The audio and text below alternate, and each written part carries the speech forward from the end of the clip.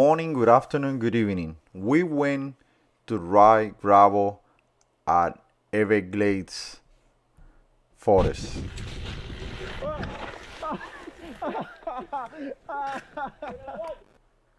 And guys, we have a lot of fun. We got a lot of fun. The Everglades is crazy, full of vegetation, um, good roads, bad roads. We all have fun crashes. Everyone is perfectly okay. And let's tell you the story. We start at 6 a.m. in the morning. We have 20 miles from where we park. That was paved roads until we get to the gravel. Our idea was to get 100 miles today on the bicycle, so we start at 6 a.m. We have to bring some lights. We can see the sun coming out, but it was not enough, so we were bringing lights. It was seven of us.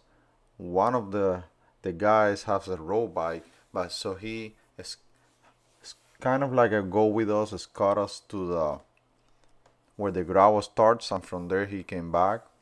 He did his own miles on his way back, and then the rest we took on gravel.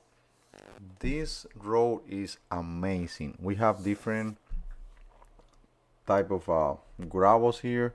We have like a really nice gravel sections. They also have like open road that is just gravel. This is inside the Everglades, guys. This is by XC80, 80, XC70, and 75. We also have water on the way back. We got a lot of water to the point that half of the bike was inside the water. I was really concerned about my power meter and my bearings because we were on the water. We That was so much fun. We ended doing 86 miles instead of 100 because it took us a lot of time of getting out of those spots with water. It was like 3 miles and it took us over an hour. There was some spots that were really deep. I got a video at the front that was with a burp camera that William had from one of the guys that and he was not the only one. We got a couple of the guys in the water. Um, yeah, this was amazing. If you have plans to ride your gravel bike more than just in a gravel road, you have to do this route. You have to come to the Everglades and do this route. So this is the back road right here. This is in the way back. We took kind of like a loop to finish the route. And for us to be able to do 100 miles in this route, we have to do like one loop inside Picayune Forest. We didn't this time because we have two of the guys that need to come back earlier, and we took too much time in the water section that we couldn't afford to lose more time, so we wasn't able to do the century. But we were pretty pleased. I'm pretty happy from what we had. Right here we have we are on the way back already, and we were so happy. Like this was not a racing pace or anything like that. It was more like enjoyable, friendly group of cyclists doing gravel, and it was really fun. So this is the type of roads that we have, and I'm gonna see if I have more videos around so I can throw them in. But this was an amazing gravel experience, guys. I would recommend it to anyone that live in Naples or anyone that live close to Naples, Florida, to come around and do this loop. If you're crazy enough to jump in the water, um, that would be super fun. But I would recommend you to have a plan B to get your bike clean after that. Otherwise, you're gonna get it all rusty. Pretty much all of the riders here got one or two falls. I would not say crash. It was just falls in the mud or in the water and this and that. But everyone was like super okay with that. There was only Nani and Dennis that they survived and they didn't have any falls. Uh, but other than that, this was an amazing gravel ride. 100% recommended, even including that water section if you want to have some fun. So I hope you guys enjoyed this small video that I have about what we did last Saturday. 86 miles of gravel. It was actually less than that. It was 20 miles to get to the gravel station, and then it was like 13, 14 miles to get from the Picayune Forest to where we park. So not the 86 miles was on the gravel, but we got a lot of gravel. We got enough to get the bike steady and to get a really good workout. So I hope you guys enjoyed the video, and also I hope you guys decide one day to do this route. And I have it on Strava, so if you want to check my Strava, you're gonna for last Saturday. That's where the route is. Um, I'm gonna see if there's any way that I can add it here, but this was an amazing experience. I would recommend it 100%, guys. Gravel has been here forever, but a few years ago, gravel just jumped and stepped into the plate of cycling, especially for road cyclists like us. We were not into gravel. We were not looking into gravel at all. Gravel was something like, nah, this is too slow, or no, this is not an adventure that we like to have.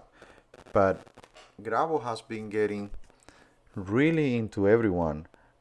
The bikes has been getting better. Um, Nowadays, you can have a gravel bike that the only thing would tell you is a gravel is just the size of the wheels, but the aerodynamics of the bike and the specs and everything, they're pretty close to the road bike. So you can have a gravel bike as your spare bike, which give you a lot of fun, and at the same time you can throw a set of road wheels and have your bike at the shop or on a rainy day or something, and you can use your gravel bike for the ride for sure. And when I say that, is because I'm thinking on a gravel bike being a cheaper version of the road bike for those who do road. Like me, my gravel bike is not as tuned as my race bike, but starting to like it so much that I'm thinking that maybe it's wise to get a better gravel bike, like a more competitive gravel bike, because right now we are even having a state championship gravel races, and we have a lot of fun. We can get these bikes on the road, ride for 20 miles, then we can jump in this adventure here.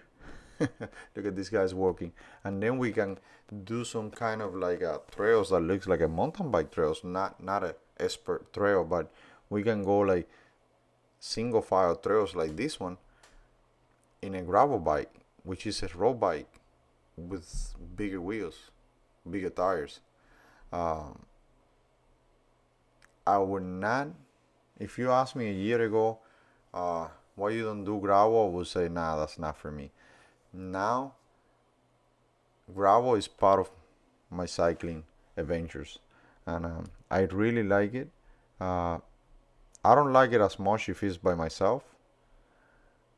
I would not see myself like going through all these trails and to the water and everything.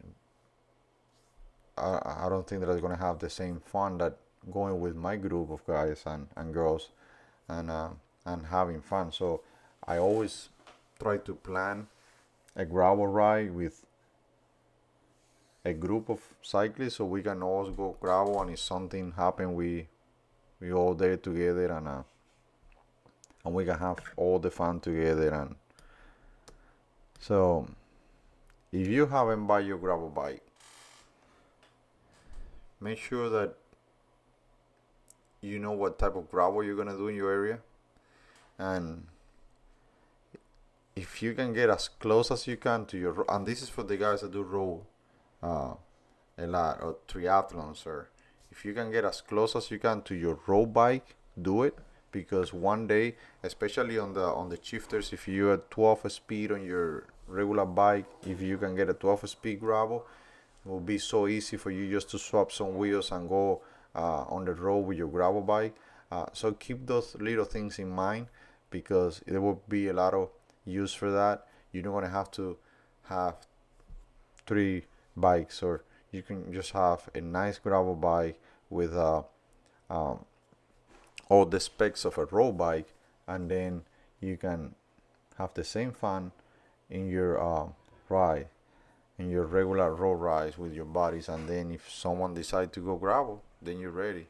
So I think the future would be like one bicycle would be as aero as the fast bikes that we have for racing on road and crits, as light as the ones that we have for climbing, and with the specs that we can fill um, gravel tires and do. I think that at the end they're already doing it on the Trek. I don't know if you notice that now the Trek Madon um, has the same aerodynamics of the uh, last Madon, but now has the weight of the Monda. So now, if you love Trek, you don't have to have the climbing Trek bike and and the aero bike. Now you have two in one, and all the industry is turning to that. So the only thing that they need to incorporate is the size of the tires, so you can put on those bikes um, some kind of like a gravel tires, and then it's gonna be one bike for all. I think that that's what we're going for. If we don't see it on this year, we're gonna see it on the next one, but we're gonna have one bike that does it all. But in the meantime, get your gravel bike and get some gravel fun, because you're gonna love it. And a good tip for you guys, if you're gonna buy your gravel for the first time, if you don't have your gravel yet, or if you're getting a new set of wheels for your gravel, make sure that they're tubeless. Uh, and make sure that you got one of those pumps, or a lot of CO2s, because on gravel you get a small pinch here and there. If you got tubes, you're gonna be changing a lot. If not, you just have to like use your little pump, fill it up a little if it needs to, and keep going. So make sure that you bring extra tubes, or that you have uh, a pump with you, so you can pump it whenever you need it. Also, there is sections on gravel that you, if you're not racing, if you're just hanging around, there is sections on the gravel where you can lower the pressure, like this section here, or the other one that you just saw. Or if you have a better gravel section, like a flat, super nice road, you can get more pressure on your tires, and feels a little better. So all depends on what type of gravel are you doing, what place are you graveling.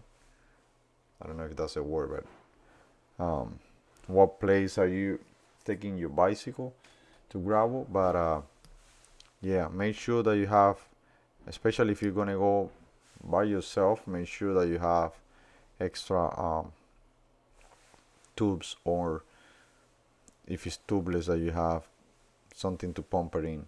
I'm gonna leave you with some music until the end of this video.